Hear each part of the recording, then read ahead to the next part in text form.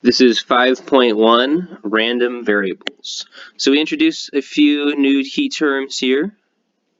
Obviously, title of the set of notes, random variables. That is a variable that assumes a numerical value for each outcome of a probability experiment. Okay, so key word here, to be a random variable, we have to have it assume a numerical value. Okay, that is very important. It needs to be a numerical value, meaning a number. It cannot be qualitative.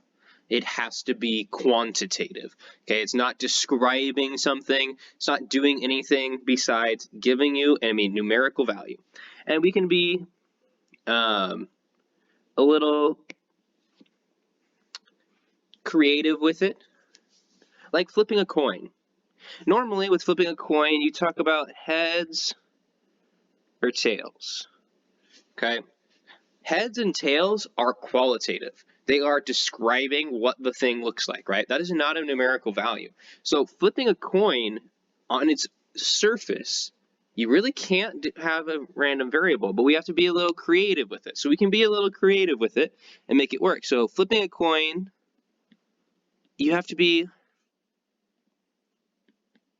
creative. So flip a coin and get tails. Now we can talk about it numerically. So we're going to define our variable x. You always give it a letter, like it's a variable, like if you're talking about a math problem, right? We always give them letters to represent them. So my x values for getting tails, if I flip a coin, I can get 0 tails, right? That would represent heads, because not getting tails means heads, or I could get 1 tails, because I'm flipping 1 coin. So the only options are heads or tails. Either I'm getting 0 tails or 1 tails. So notice you might have to get a little creative, where we actually define a little bit more. So it's not going to be as simple as last time when we're talking about random variables. Sometimes it is, though. Rolling a die, that one's easy. We already have numerical values, right? If you roll a die, you have 1, 2, 3, 4, 5, or 6. And notice I'm listing them all. It's not 1 through 6. It's 1, 2, 3, 4, 5, 6, because this is called, going into the next one, a discrete random variable. That means they are countable, okay? It's the same thing, same definition where we talked about discrete and continuous before when we talked about variables. Now we have discrete random variables. Random variable means it's a numerical value representing outcomes.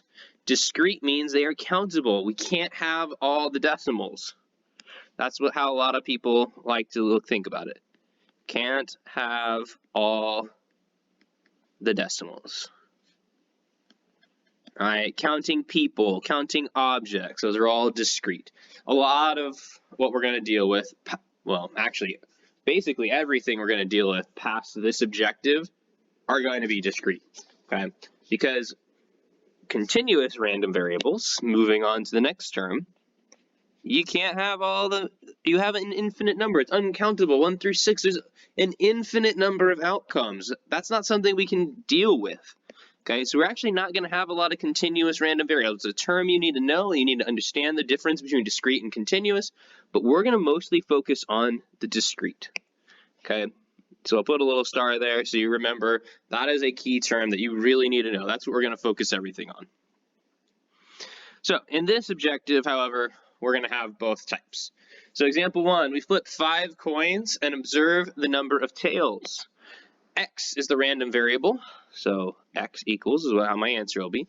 What values can it have? So we have 5 coins and observe the number of tails. Notice we had to get a little bit more creative with how we define it. We're defining specifically what we're looking for. All right, so I can have 0 tails, right? Don't forget about 0. I can have 1 tails out of the 5 coins. I can have 2 tails, 3 tails, 4 tails, or a maximum of 5 tails. If I flipped all the coins, they all ended up tails. There you go. Okay, so what do you notice? Is this discrete or is it continuous? Can I have 1.5 tails? No. This is a discrete random variable. Okay, so you need to be able to pick the difference and notice the difference in the way the answer looks and be able to pick how to write out the variable. Okay. Example 2, the number of phone calls at a business is the random variable. What are the possible values? All right. So they didn't define a letter. I'm going to use the letter P for phone calls. Okay. I just picked a random letter. You could use anything. If you wanted to use X again, if you want to use Y, Z, whatever you want. I use P just because that's the first letter of phone. Okay. They also didn't give us an ending value, which is interesting. Okay, so in a day, you can have 0 phone calls. Not very good for business, but it's possible. You can have 1, you can have 2, you can have 3, you can have 4, 5, or 6, or more. We don't really know where it ends. Technically, it has an ending point, right? What do you notice, though, within these? Can we count them? By the end of the day, we will definitely be able to count every phone call, right? We might not know where this list ends right now, but we will know at the end of the day how many phone calls that business had. So even though it's ... meaning it's going to keep going, there will be an ending point. So this is indeed discrete again. We can't have all those decimals. I can't have half a phone call. That doesn't make any sense. You either have a phone call or you don't have a phone call, right? So that is discrete. Example 3, the length of a cord on an electrical appliance. The lengths are between 12 and 72 inches. Assign a random variable. Okay, so I'll use L for length. Length of a cord on an electrical appliance. Okay, if you think about it, I know it's going to be between 12 and 72 inches, but it's not going to have to be exact, right? They're not going to measure it exactly. They're going to measure it, cut it, attach it, done. It could be anything in between 12 to 72.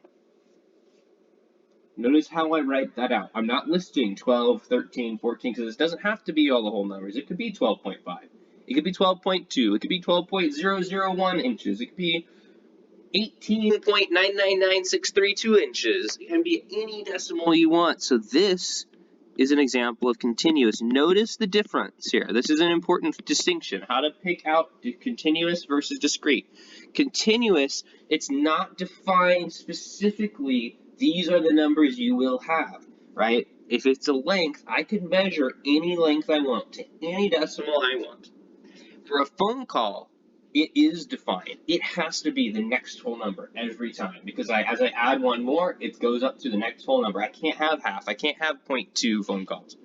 Okay, so notice, example 4, qualifying speed for race cars to Indy 500. Speeds are 220 miles an hour and faster.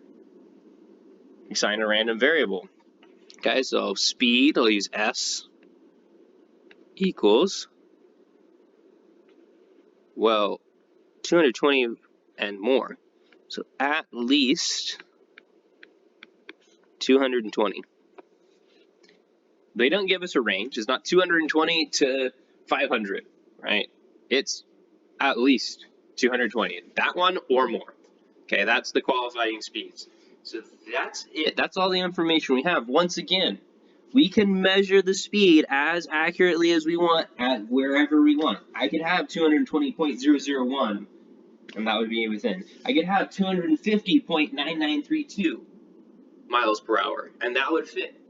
So I can have all of those decimals. So once again, this one is an example of continuous. Okay, so there you have it. Discrete versus continuous. Like I said, pay attention really closely to examples 1 and 2, how to pick out those discrete values, because that is where we're going, and that's where we're going to spend a lot of time. We're going to break down the actual variable and the probability that relates to each variable. Okay, so that's it. You can write your 3-sentence summary.